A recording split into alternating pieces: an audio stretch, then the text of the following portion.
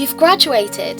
It's time to embark on your next journey in life post-graduation. Candidates talk about how they prepared for their college and how they adapted to their new environment.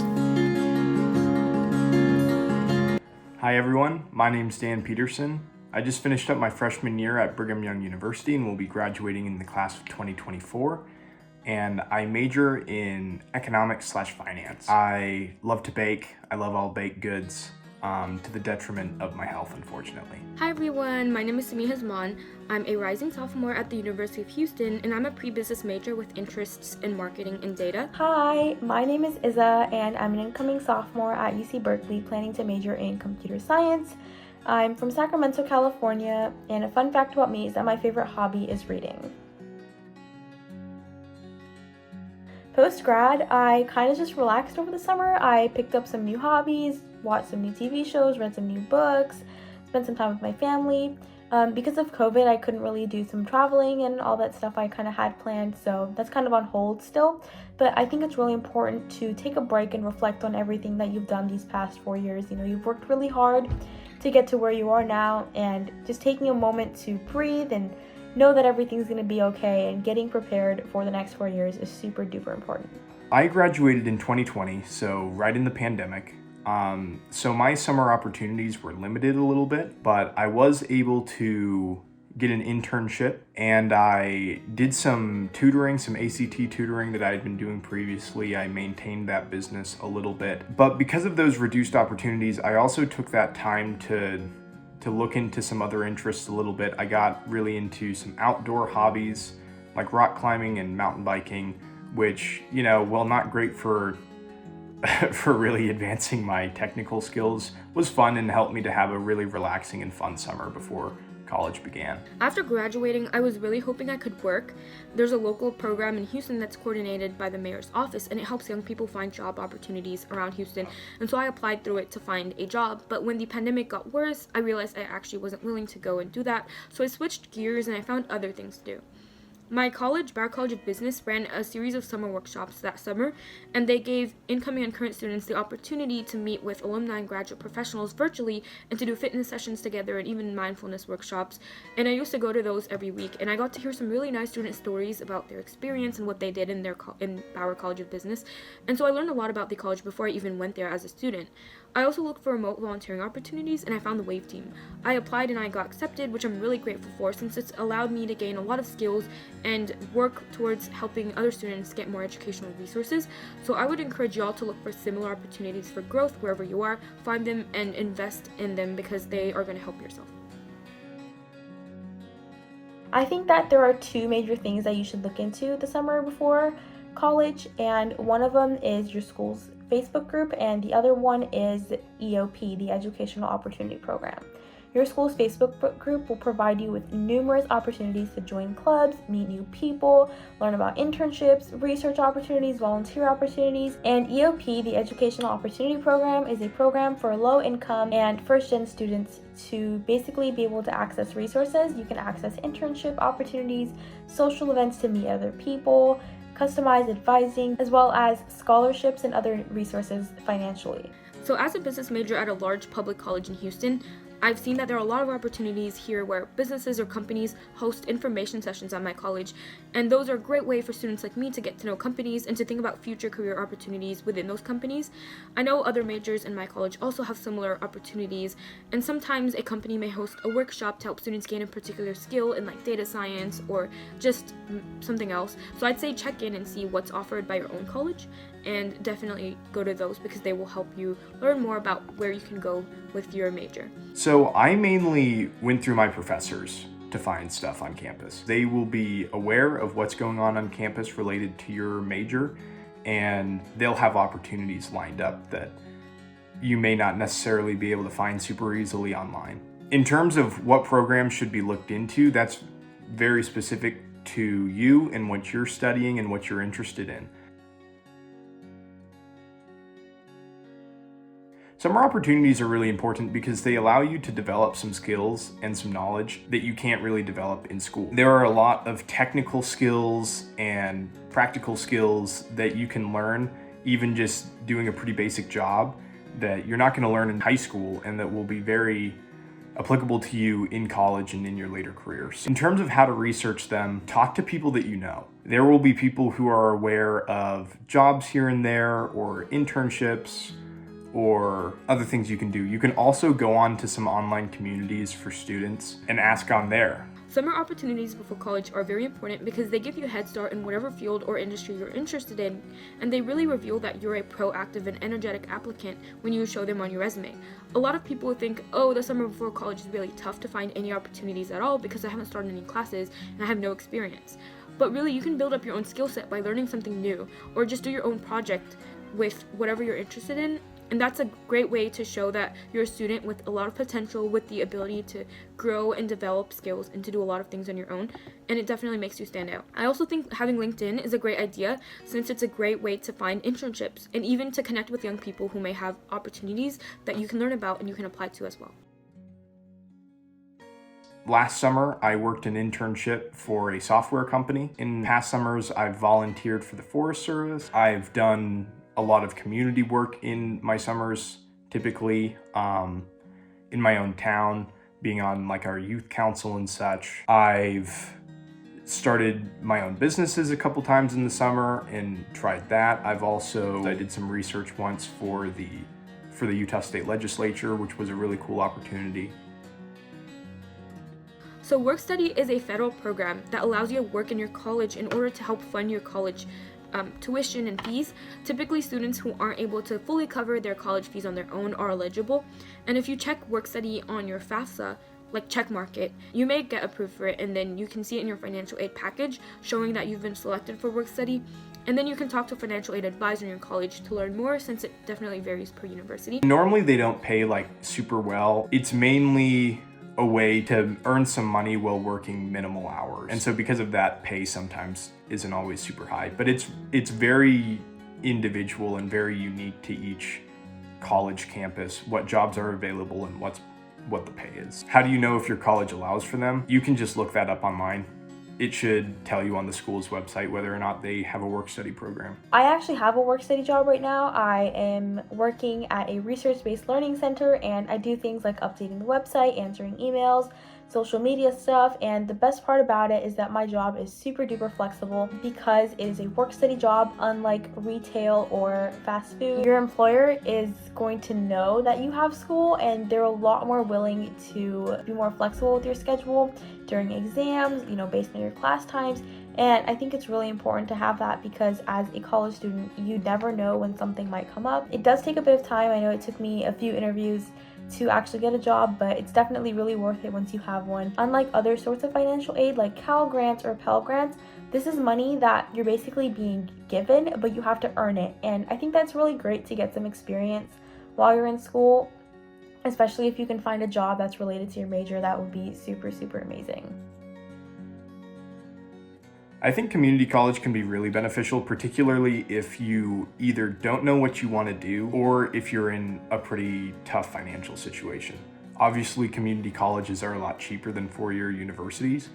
And because of that, if you're not sure of what you want to do, then you can explore your options there a little bit more and not have to fear about paying $50,000 of tuition for some classes that you may not need to graduate in the end. And frankly, for your intro level courses, freshman year, some in sophomore year, the instruction that you receive at a community college won't be that different from a four-year university. A lot of students in my college actually transfer in from community colleges, and it really just depends on how you think you can best get to your goal of majoring in something and graduating. So some students take it because, oh yeah, the classes are a little easier, but mostly it's financially beneficial and more financially affordable for a lot of people. So students will typically take classes at the community college for 2 years, and then it'll mostly be like prerequisite classes or introductory classes, and then they'll transfer in to the four-year college and complete the rest of their degree requirements so that they can graduate. So overall, their college expenses are much lower than if they had spent all 4 years at a public college, but they still study the same thing and graduate on time the way four-year public college students do.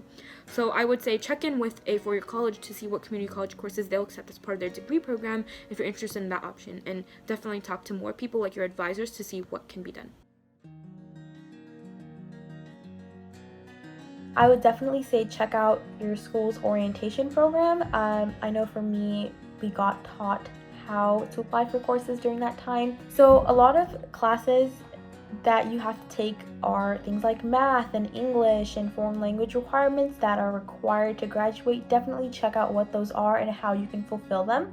Something that was really useful for me was I went onto my school's website and I pulled up the list of majors, and I found all the majors that I was interested in, and then I clicked on them to see what courses were required for graduation, and I found where there was overlap. I wanted to take classes that would apply to multiple majors as my main course load, and then take some auxiliary classes that were more specific to each one, so that I could start eliminating areas of study so that I could focus in on what I wanted to do. In this way, I was able to progress towards graduation while also exploring, which I think was really beneficial. I would definitely say check out your school's major pages. I know different majors at my school have their own websites where they have their own advising, and they also have this really, really important thing called a 4-year plan. I know many people use them in high school to track like different AP courses and other classes they wanted to take, and it's kind of similar in college where you have a plan that tells you what classes you should be taking to stay on track to graduate each semester. I would definitely say to try to create some sort of a 4-year plan. That way you know what you can do. I know if you want a double major or a minor, obviously it's a bit harder to get requirements in. So knowing what you're going to take in like future semesters is really important, so that way you're not behind. As a business major, I've seen my college degree plan, and for me, I have to take certain prerequisite business classes before I can even declare a major in a specific business field like accounting or marketing. So I've been using my degree plan to map out which courses I would like to take and which ones I need to take in the future, and that's really helped me decide what I want to do and whether I can minor in something or not.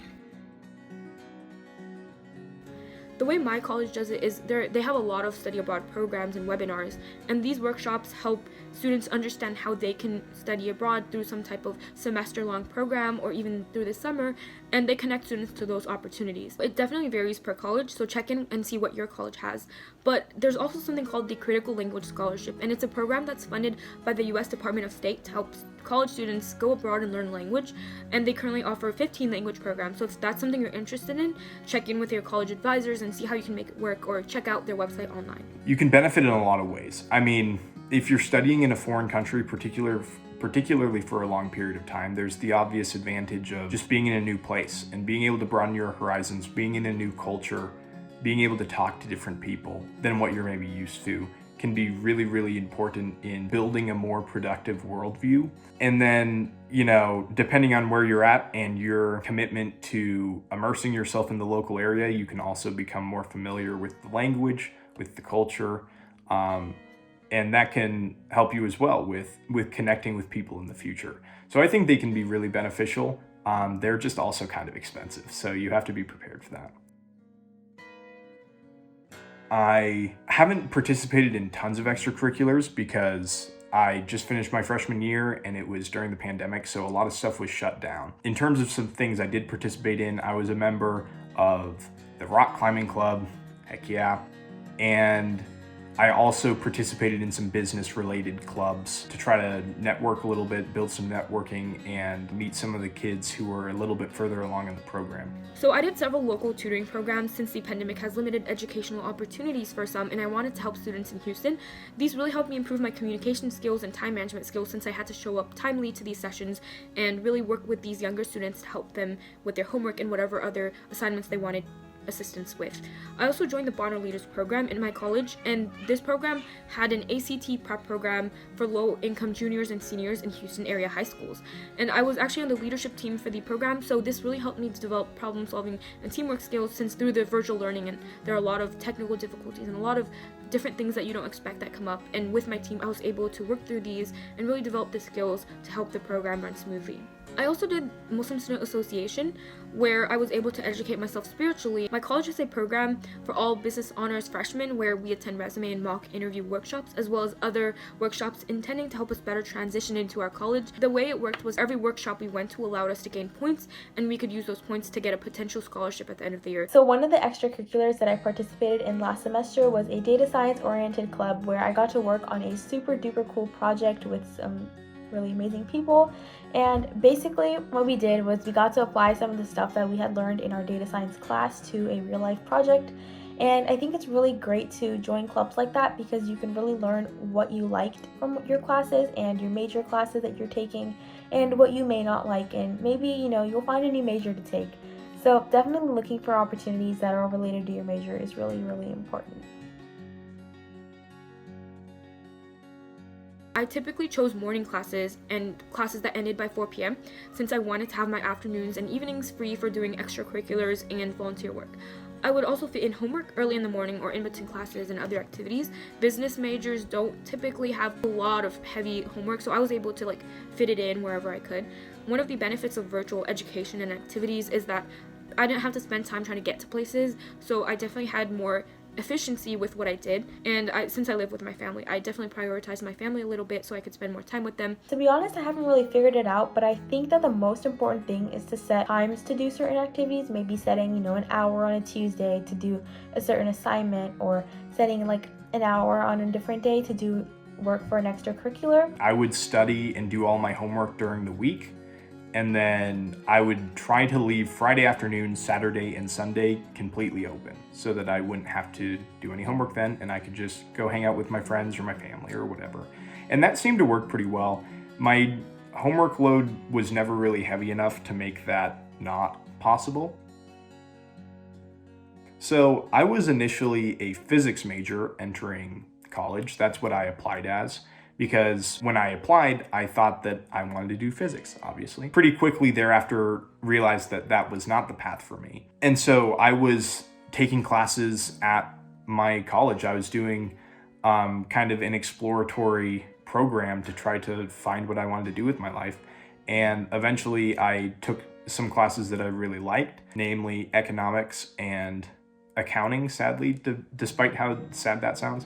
And I decided that's what I wanted to do. Potential salary was certainly a factor in that decision. I would not say that economics is my passion. I love history, I love baking and cooking, yet the careers in all of those fields are not very financially lucrative. Money was a pretty big factor in my major decision, but I mean, that all depends on what you value. Money's not always super important. It's sadly just kind of important to me.